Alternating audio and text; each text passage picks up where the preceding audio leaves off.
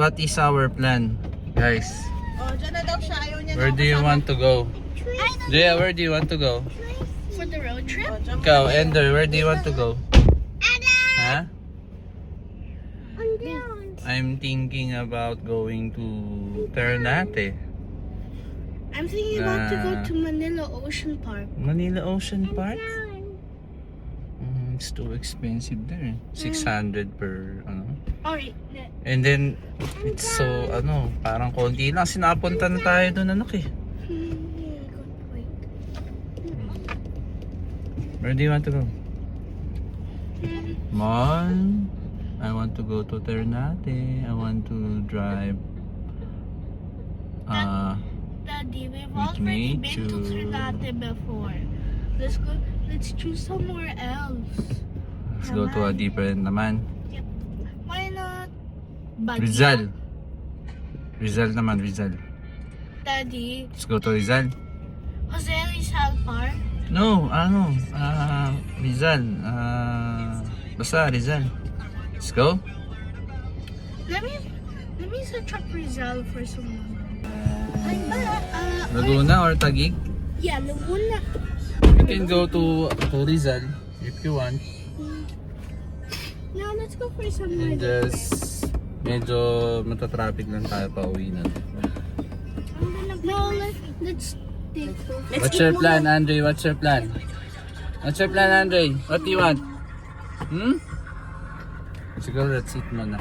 And let's plan it out. Sabay. See you again later, guys. Going home. Okay, gabi na. It's around 8 o'clock. Kanina nagbabalak sana kami mag road trip. Isip ko yung kung pupunta kami sa Ternate, sa Rizal, or naisip ko nga yung Zambales kanina eh.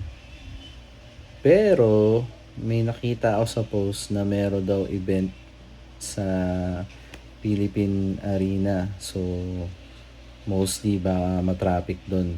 Kaya buti na lang hindi kami talaga umalis. Kasi nga kung traffic papunta sa north, so yung mga tao malamang lahat papunta sa south. So marami ding nagpunta sa Rizal, Laguna, or Cavite nag-road trip. Kasi alam ko hindi lang kami yung family na nag-road trip ng biglaan. Meron ding mga family na nag-road trip at naisip nila na mag-road trip sila mismo yung araw na yun. Alis sila. Katulad namin, spontaneous. Kasi minsan maganda yung spontaneous kaysa pinaplano eh. Kumbaga parang